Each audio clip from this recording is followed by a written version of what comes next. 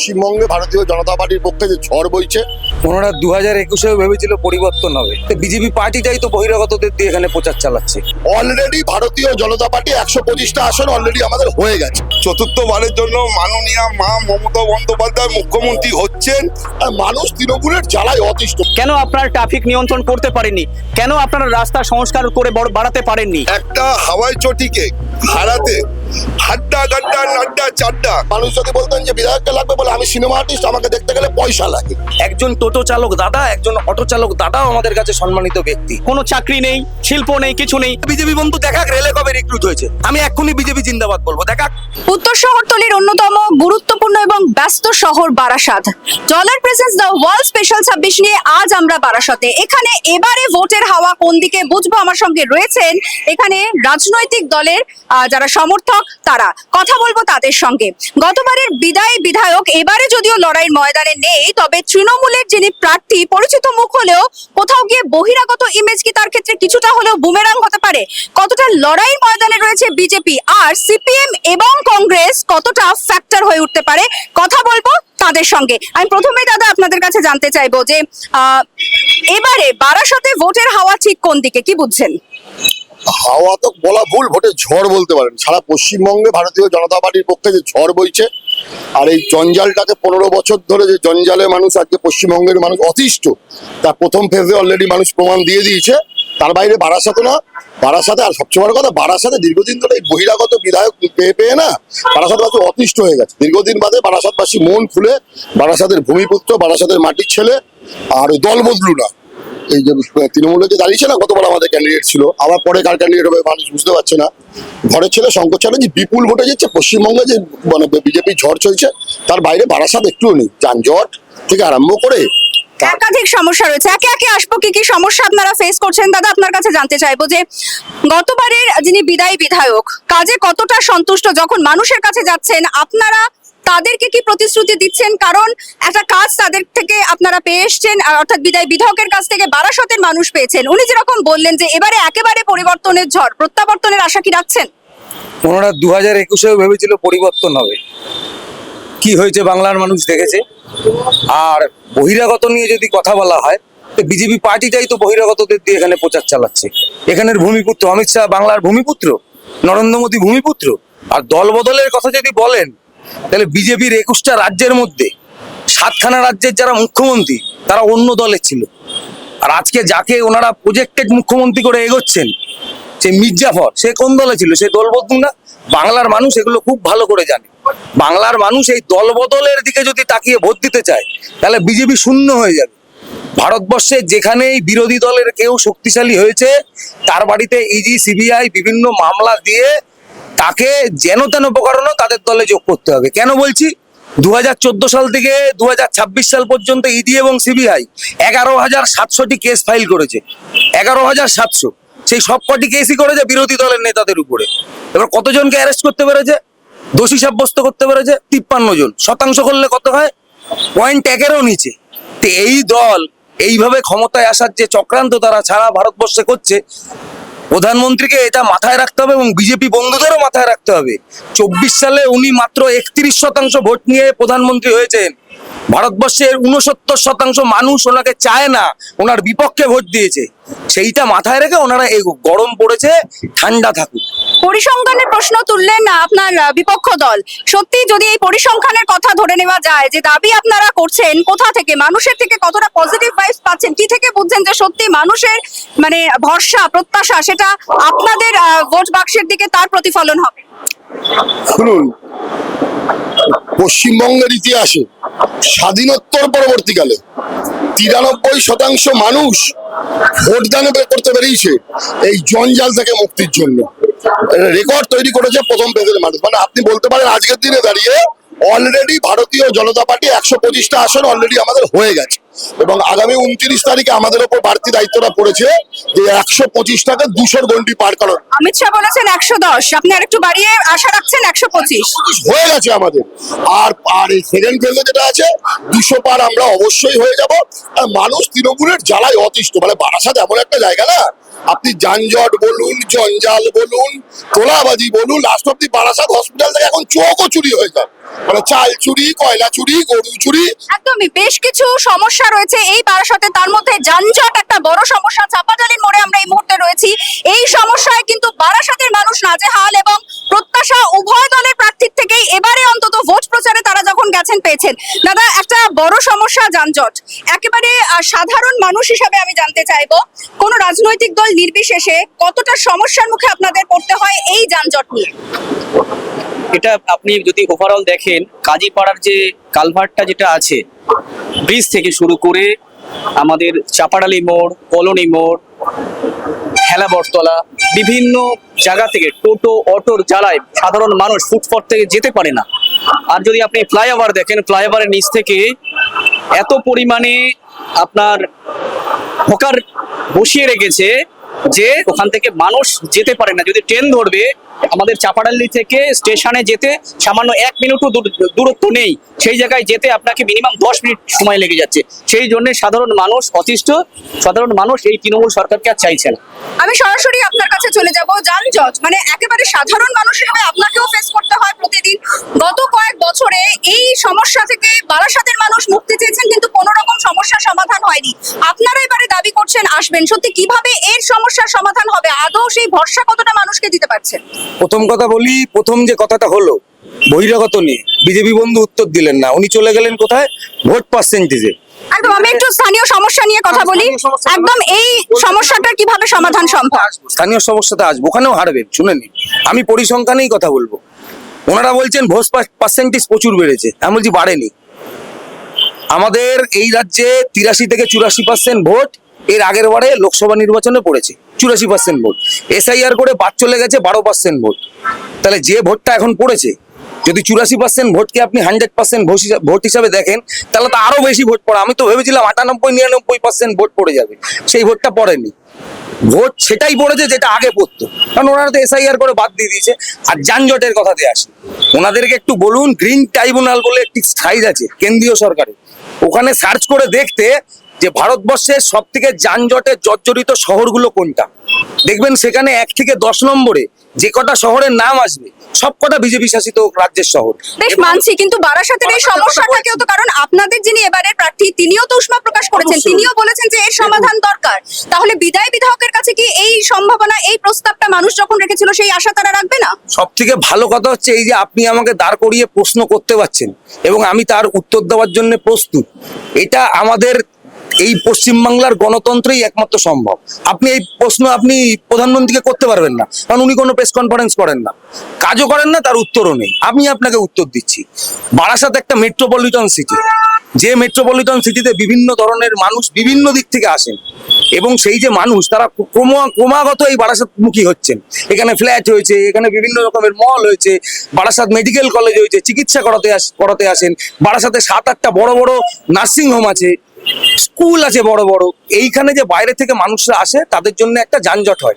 এই যে ক্রমবর্ধমান মানুষের এই বারাসাতমুখী হওয়া এবং সেটাকে যে একটা সুগঠিতভাবে করা, দেখুন আমাদের বারাসাত কেন, আমাদের পশ্চিমবাংলার ম্যাক্সিমাম শহরই আগের থেকে পরিকল্পনা করে শহর তৈরি হয়। মানুষ জমি জায়গা কিনেছে, রাস্তাঘাট সেইভাবে তৈরি হয়েছে মানুষের সুবিধার্থে, কিন্তু আমাদের মাথায় রয়েছে যে এটাকে কি করে একটা প্ল্যান সিটি করা যায়। ওনারা আজকে স্বীকার করবেন না, বিধানচন্দ্র রায়। বারাসাতের মানুষদের সঙ্গে আমরা কথা বলছিলাম, একটা বিষয় তারা বলছে যে কেন এতদিনে তাহলে সম্ভব হলো না। এই যে আজকে যেটা বলছেন যে একটা পরিকল্পনা রেখেছেন, একটা প্ল্যান করা হচ্ছে যে আবারও ক্ষমতায় আসলে পরে তখন সেই রোডম্যাপে আপনারা চলবেন, তাহলে এই বিগত বছরে কেন সেটা সম্ভব হলো না? বিগত বছরে বারাসাত সিটিকে যদি আপনি ভালো করে দেখেন, বিগত 5 বছরের আগে বারাসাতে এতগুলো হাসপাতাল, নার্সিংহোম, স্কুল গড়ে ওঠেনি, এতগুলো মলও হয়নি। এবং এই যে কারণে জ্যাম হচ্ছে, টোটোর সংখ্যা বেড়েছে, মানুষের পশ্চিমবাংলায় আয় বেড়েছে, প্রত্যেকের বাড়িতে এখন 2 হুইলার আছে, 4 হুইলার আছে, সেই গাড়িগুলো নিয়ে তারা রাস্তায় বেরোন।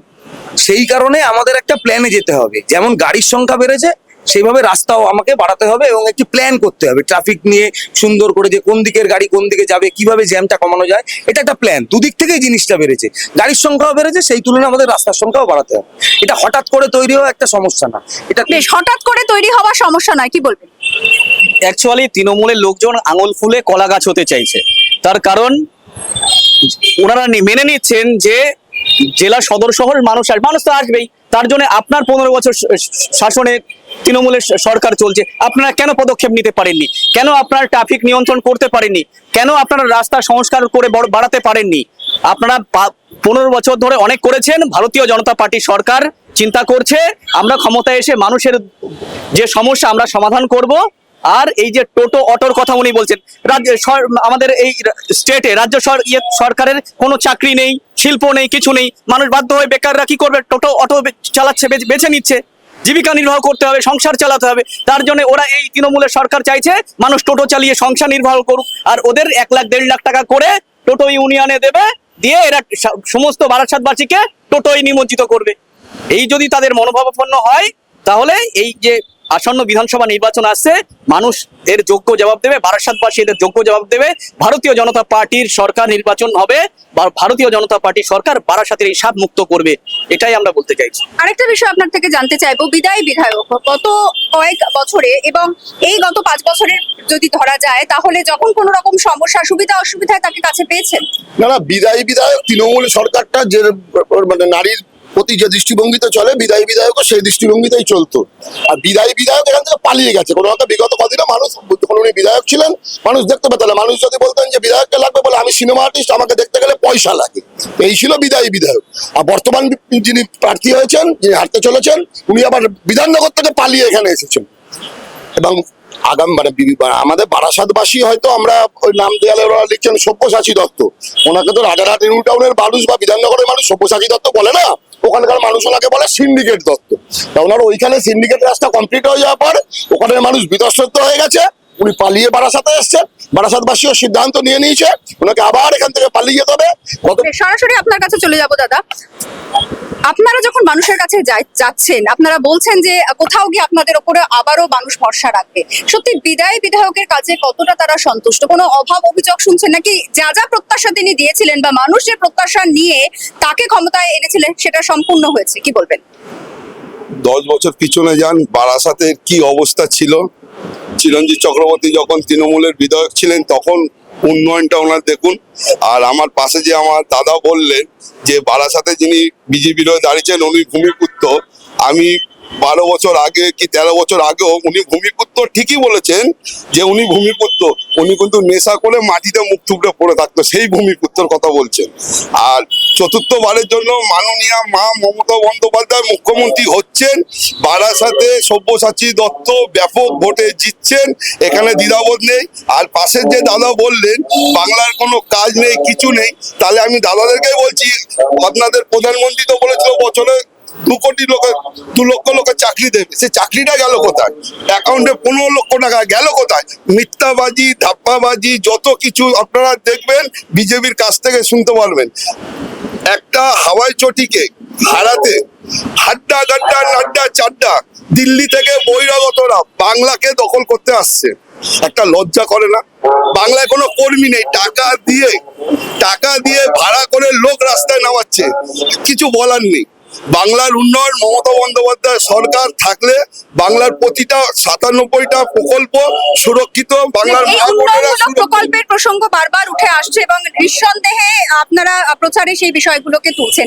একই সঙ্গে আমরা বিভিন্ন জেলা ঘুরছি, মানুষের সঙ্গে কথা বলছি, প্রকল্পে তারা যেমন সন্তুষ্ট, অনেকেই উপকৃত হচ্ছেন, কিন্তু কর্মসংস্থান এটা একটা বড় ফ্যাক্টর, এবং যে ক্ষেত্রে কর্মসংস্থানের জন্য মানুষের মধ্যে কিন্তু একটা বড় ক্ষোভও রয়েছে। কিভাবে সেই ক্ষোভ নিরসন করবেন বলে মনে করছেন? দেখুন, কর্মসংস্থানের দিকে যদি আপনি তাকান, তাহলে এটা শুধু পশ্চিমবঙ্গ নয়, ভারতবর্ষ তথা গোটা পৃথিবীর এখন মন্দার সময় দাঁড়িয়ে আছে। আপনি যদি দেখেন যে আনএমপ্লয়মেন্ট রেট, যদি আপনি আমাদের কেন্দ্রীয় সরকারের যে তথ্য দেয়, সেই তথ্যতে যদি দেখেন, তাহলে সেখানে আমার পশ্চিমবঙ্গ কোন স্থানে আছে, একটু পারলে বিজেপি যারা বন্ধু হয়েছে তাদের সার্চ করে দেখে নিতে বলবেন।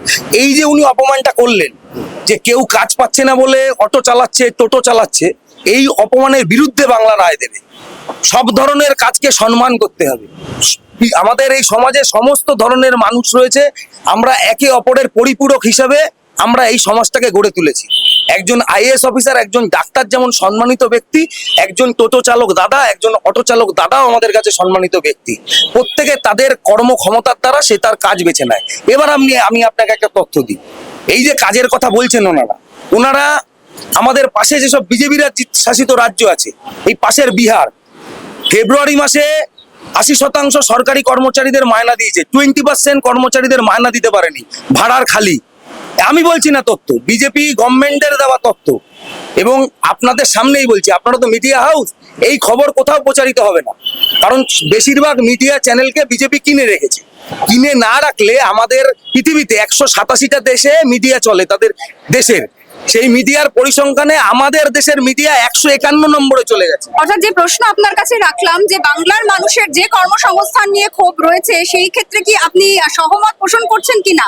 কারণ আমরা বিভিন্ন মানুষের সঙ্গে কথা বলেছি, তারা বলেছেন যে কোথাও গিয়ে কর্মসংস্থানটা কিন্তু প্রয়োজন। শুনুন, আমাদের একটাই প্রশ্ন, যে মানুষের ক্ষোভ আছে, সেই ক্ষোভ থাকতেই পারে। যে কাজ করবে তার বিরুদ্ধেই তো ক্ষোভ আসবে, আর যে কাজ করবে না তার বিরুদ্ধে ক্ষোভটা আসবে কোথা থেকে? নরেন্দ্র মোদী বলেছিলেন 14 সাল থেকে প্রতি বছর 2 কোটি চাকরি হবে। বিজেপি বন্ধু দেখা রেলে 1.5 লাখের উপরে শূন্য পদ কবে রিক্রুটমেন্ট করেছে? আমার বাংলার মানুষ, আমি চাই তো এখান থেকে ছেলেরা রেলে চাকরি পাক। 1.5 লক্ষ ফাঁকা পদ আছে, করছেন না। আপনি রেলগাড়িতে উঠবেন, যে ড্রাইভার আছে টিকিট চেক করে, বাদ বাকি সবাই বেসরকারি কর্মচারী। তো ওনাদের মুখে চাকরিটা মানায় না, ওনাদের মুখে মানায় যেটা সেটা আপনাকে আমি বলে দিই। ওনাদের মুখে জিজ্ঞেস করবেন উন্নয়ন মানে কি, ওনাদের মুখে উন্নয়ন মানে হচ্ছে 370। ওনাদের মুখে উন্নয়ন, তৃণমূলরা মনে করেন উন্নয়ন মানে চপ শিল্প, উন্নয়ন মানে ওরা জানেন তোলাবাজি করা, ওরা জানে গরু পাচার, ওরা জানে মুড়ি শিল্প, ঘুগনি শিল্প। তৃণমূল ওরাই জানে। ওনাদের বাংলায় নিয়ে প্রশ্ন করবেন, ওনারা চলে যাবে উত্তরপ্রদেশ, ওনারা নিয়ে যাবেন বিহার, ওরা চলে যাবে গুজরাট। ওরা নিজের রাজ্যে কি হচ্ছে সেই কথা ওনাদের বলার ক্ষমতা নেই। সেন্ট্রালে এখনো চাকরি হয়, সেন্ট্রালে এখনো নিয়োগ হয়, আপনারা এখনো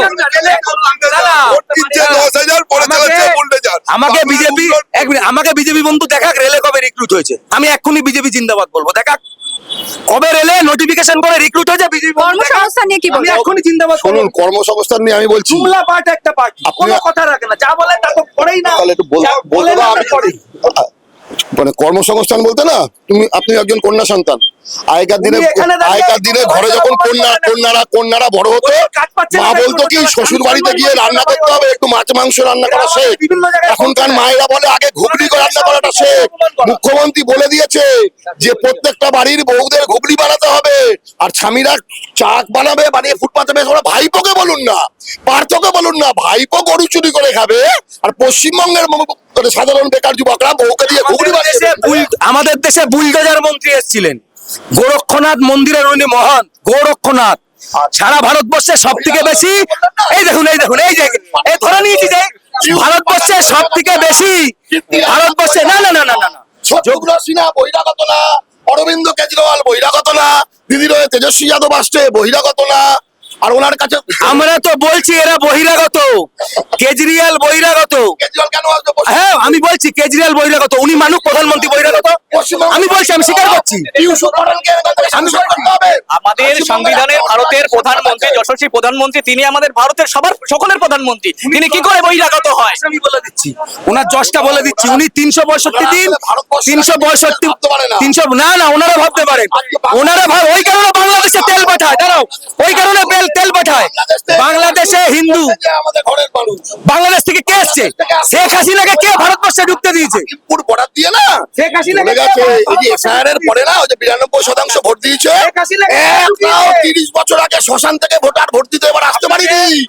অভিযোগ পাল্টা অভিযোগ তো চলতে থাকবে, কিন্তু সবশেষে জানতে চাইবো যে যিনি ক্ষমতায় আসুন না কেন, ঠিক কি কি পরিকল্পনা থাকবে। আসবো আপনাদের কাছে, আগে জানবো যে ক্ষমতায় যদি আসেন, আপনারা বলছেন যে একেবারে পরিবর্তনের ঝড় সেই দিকে হাওয়া, যদি ক্ষমতায় আসেন তাহলে একেবারে বারাসতের মানুষের জন্য, এবং একেবারে আপনিও দীর্ঘদিনের বাসিন্দা বারাসতে, এখানকার উন্নয়নের জন্য আপনাদের দলের তরফে কি ঠিক পরিকল্পনা নেওয়া হচ্ছে? মানুষের কাছে যখন যাচ্ছেন তখন ঠিক কিভাবে প্রত্যাশা তাদেরকে দিচ্ছেন, কি ভরসা তাদের দিচ্ছেন? দেখুন, ভারতীয় জনতা পার্টি সরকার যদি আমাদের 2026-এ নির্বাচনিত হয়, তাহলে বারাসাত মানুষ 3,000 টাকা করে, যেহেতু আমাদের রাজ্য পিছিয়ে পড়েছে অন্যান্য রাজ্য থেকে, বিজেপি শাসিত যে রাজ্যগুলো আর পশ্চিমবাংলা থেকে অনেক এগিয়ে, সেই জন্য আমাদের বাংলাকে 1 নম্বর রাজ্যে পরিণত করতে গেলে আমাদের এই ডেভেলপমেন্টের দরকার আছে, মহিলাদের সুরক্ষা দেওয়ার দরকার আছে। সেই জন্য আমাদের সরকার আসলে আমরা অন্নপূর্ণা ভান্ডারে 3,000 টাকা করে দেবো এবং মহিলাদের চাকরি সুনিশ্চিত করার জন্য 33% সংরক্ষণ করব আমাদের ভারতীয় জনতা পার্টির সরকার। এবং বেকার যুবকদের, সবার ক্ষেত্রে ওভারঅল পশ্চিমবঙ্গ এবং বারাসাতের এলাকার উন্নয়নের ক্ষেত্রে আপনার দুর্গা স্কোয়াড বাহিনী তৈরি হবে, যেটা মা বোনেরা, মুখ্যমন্ত্রী যেটা বলেছিলেন রাত 8টার পরে আপনারা বাইরে বেরাবেন না, সেখানে মহিলারা নিশ্চিন্তে তারা বাইরে বেরাবেন, যখন স্বাধীনতা হবে, স্বেচ্ছাচার হবে, তারা বারাসাতে জিতে আসার পর যদি আবারও তৃণমূল কংগ্রেসের বিধায়ক পায় বারাসাতের মানুষের জন্য ঠিক কি কি পরিকল্পনা থাকছে? প্রথম কথা বলি, যখন এই ডিবেটটা হচ্ছিল আপনি ওনাদের প্রশ্ন করছিলেন, উত্তর দিচ্ছিল, আমরা চুপ ছিলাম। আমাদের প্রশ্ন করছিলেন, ওনাদের চুপ ছিলাম। আমি যখন বলবো ওনারা যেন কথা না বলে, এটা আগে প্রথমে বলে রেখি। প্রথমে আপনাদের বলি, ওনারা, আমি ওনাকে এখনো বলছি দিদি, রেলে 1.5 লক্ষ চাকরির জন্য ওনারা 2014 সাল থেকে 2026 সাল পর্যন্ত যদি জিতে আসে তাহলে একেবারে জয়ী বিধায়কের কাছে মানে বারাসাতের মানুষ ঠিক কি প্রত্যাশা রাখবে? উনি এখনই আমরা ক্ষমতায় এসে কি কি করেছি সেটা মানুষ জানে, ঠিক আছে? ওনারা ক্ষমতায় এসে কি করেছেন মানুষ জানে না, এটাই পার্থক্য। সবশেষে যেটা জানতে চাইবো যে ফলাফল কি আশা করছেন বারাসাতে ফলাফল কি আশা করছেন? বারাসাতে ফলাফল ভালো হবে। এই বারাসাত বাম জমানায় আমরা জিতেছি। এই বারাসাতের মানুষ সবসময় তৃণমূলের পক্ষে দেখেছে। এই বারাসাতের মানুষ দেখেছে যে ওনারা কোভিডের সময় এনাদেরকে পায়নি। আমি আপনাকে বলি এই দুজন বিজেপি বন্ধুদেরকে বলছি, আমি যে পার্টে ভোট দিই সেই পার্টে বিজেপির এজেন্ট নেই, সেই পার্টে বিজেপির একেবারে জমে উঠেছে বারাসাতের লড়াই। প্রত্যেক দল স্বাভাবিকভাবেই তারা আশাবাদী যে অন্তত পক্ষে এবারে তাদের পক্ষে মানুষের রায় থাকবে, কিন্তু বারাসাতের মানুষ ঠিক কোন দিকে রায় দেবেন, শেষ হাসি কে হাসবে, তার জন্য তো অপেক্ষা করতেই হবে। আর মাত্র হাতে গোনা কটা দিন, 4 তারিখেই জানা যাবে তার ফলাফল। ক্যামেরায় শক্তিকের সঙ্গে অর্পিতা, দ্য ওয়াল।